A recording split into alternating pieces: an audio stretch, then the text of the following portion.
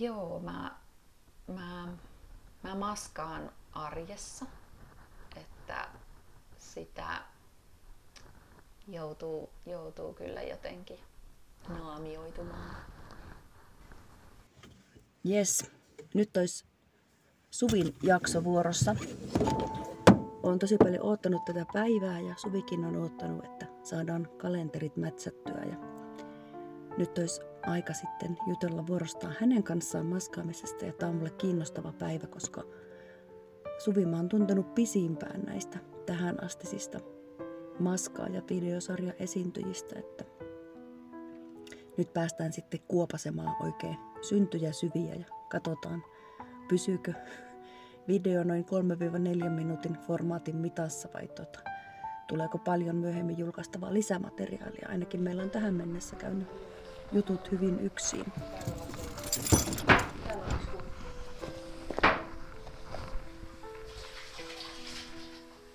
Joo. Okei. Okay. Eli me siis startataan, eikö niin? Joo. Mistäs me puhutaan? No toi asiakeskeisyys on jännä juttu, että se tosiaan niinku häiritsee ihan kamalasti, jos niinku ei tule oikealla tavalla ymmärretyksi jossain asiassa.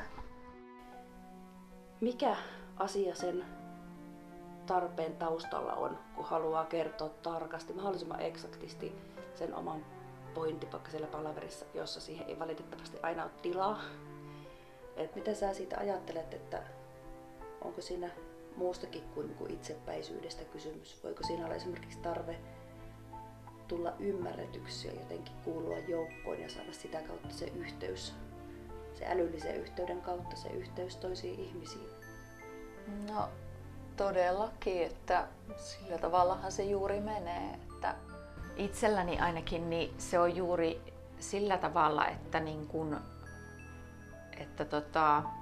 että haluaa vaan jotenkin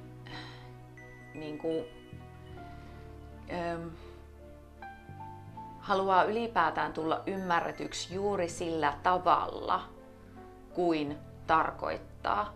Eli sehän ei ota kantaa siihen, että haluaako pitää 3 tunnin monologia vaikka palaverissa. Kyse ei ole siitä, vaan siitä, että nimenomaan haluaa täsmälleen oikealla tavalla tulla ymmärretyksi. Joskus se tarkoittaa sellaista seikkaperäisyyttä, ainakin itse näen, että maailma on monimutkainen ja seikkaperäisyys auttaa sen ymmärtämiseen. se asia on niin, että on jotenkin niin sellainen Tunneside siihen asiaan, että tämä on niin silleen jotenkin tämä asia on, että tämä ansaitsee tulla kuulluksi ja tämän täytyy tulla kuulluksi ja se on kauhean tärkeää. Joo, se on ihan tommonen pikkunen. Siitä on itse asiassa tää onkin just tämmönen piiloutuja. Tää piiloutuu jonnekin hiekkaan. Mä oon nähnyt monesti näistä videoitakin, kun tää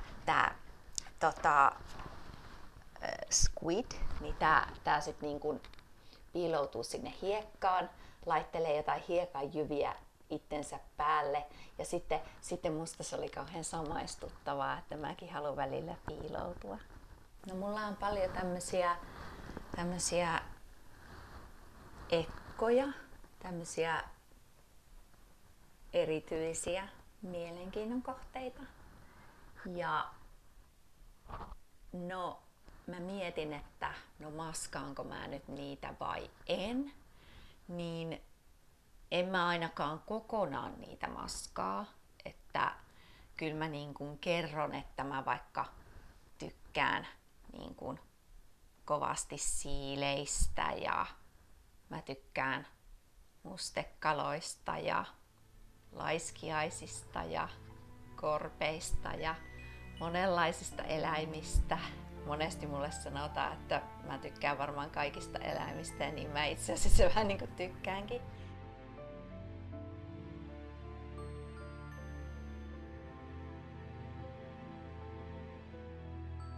Tää video tosiaan on maskaajat otsikon alla ja liittyy siihen, mutta olisi tosi merkityksellistä saada jakaa näitä asioita enemmänkin ja lisää jotenkin laajentaa tätä, tuoda esiin omaa ajattelua.